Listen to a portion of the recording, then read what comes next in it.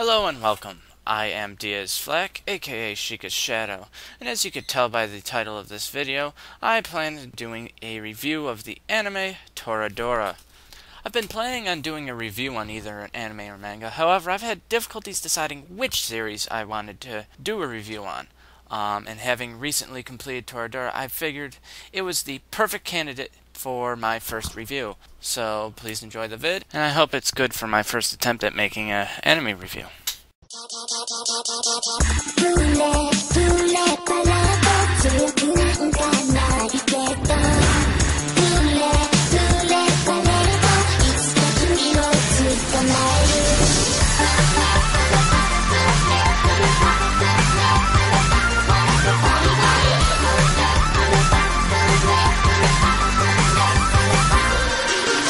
Toradora can be considered a slice-of-life comedy based around the life of the main character, Takasu Ruji, and how he accidentally discovers how his classmate, Isaka Taiga, secretly has a crush on his friend Kitamura.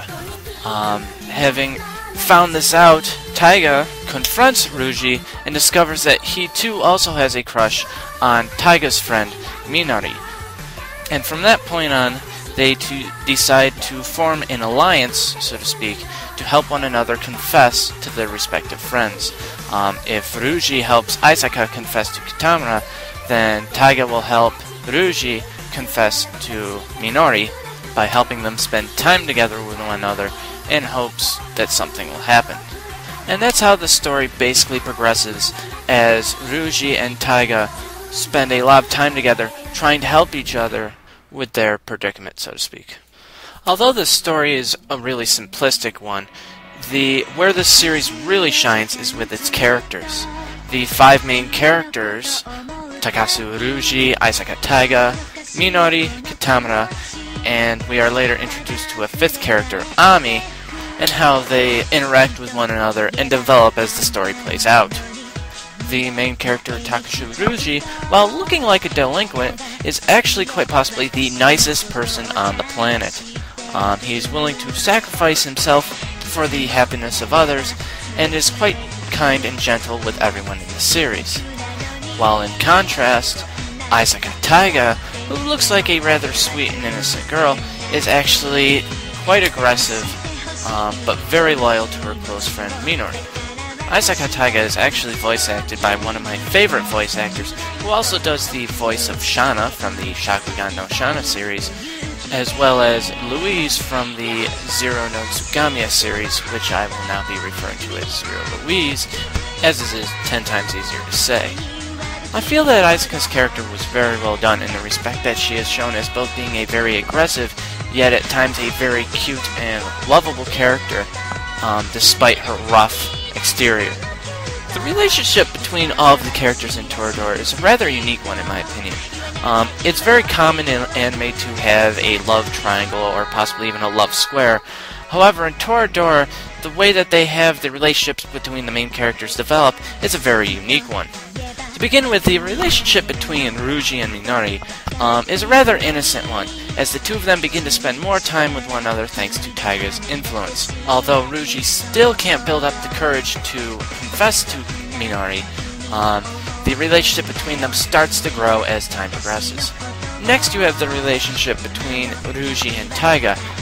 In the beginning, they are simply nothing more than partners in crime, so to speak. But as the series begins, they begin to grow on one another, and the relationship turns towards a more romantic one. The relationship between Ami and Taiga is a very unique one in this series. Taiga and Ami sort of have a rivalry going on between them. Taiga dislikes the fact that Ami's hiding behind a two-faced personality, as when she's around others, she's a very kind and innocent person, but when she's with her friends, she's a very bossy and somewhat arrogant person. Ami is additionally somewhat jealous of Taiga, as she is able to express how she feels without worrying about what others might think of her. Ami's relationship with Ruji, on the other hand, is a rather straightforward one.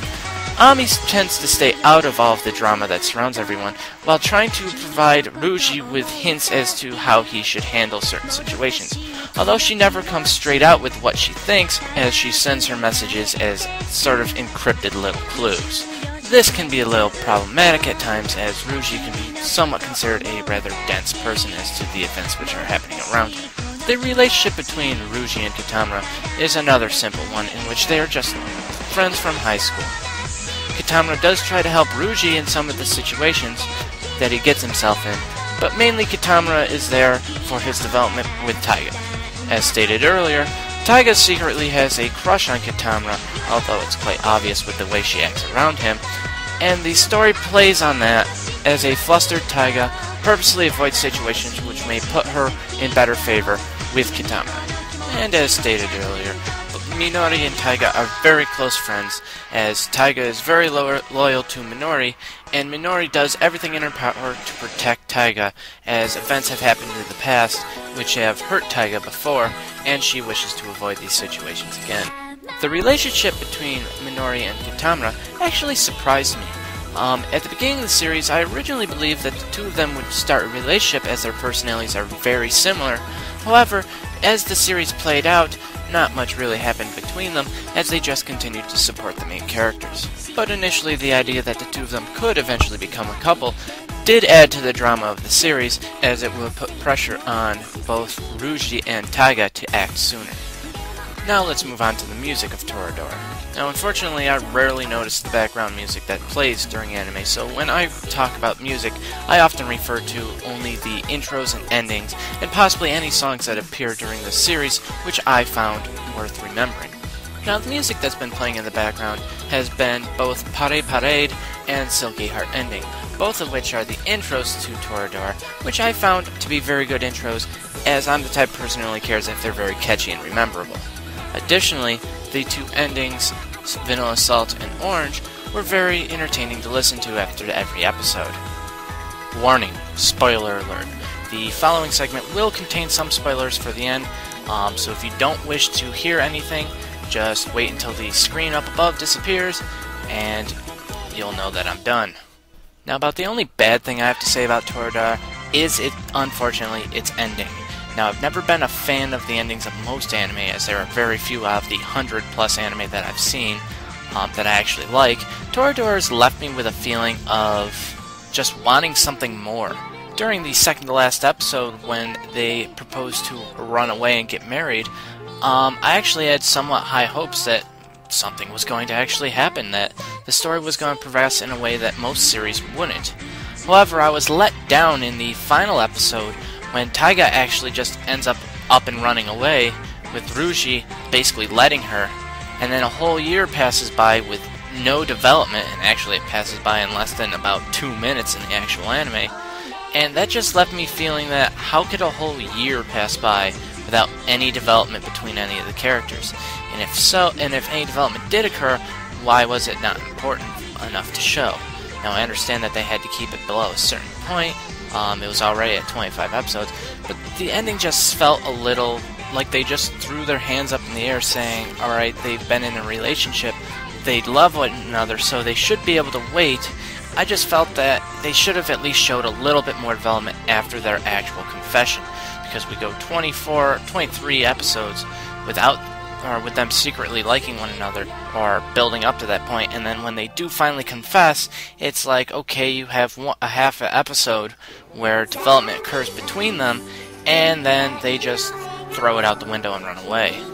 Now, at the end of episode 25, when Taiga and Ruji re-meet after Taiga's moving back with her mother, it just sort of felt like it was back in the middle of the anime, where the two were in basically the same situation they were before, and no real progress was made, and then suddenly the episode just ends. But aside from that, I felt that there was nothing really wrong with the series.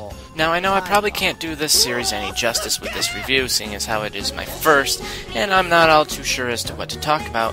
I have to say, overall, this series is well worth looking into. I highly recommend it to anybody who is a fan of either slice of life anime, or is simply looking for a well done, simple to follow anime. So overall, I have to say I highly recommend it to anybody who watches this review.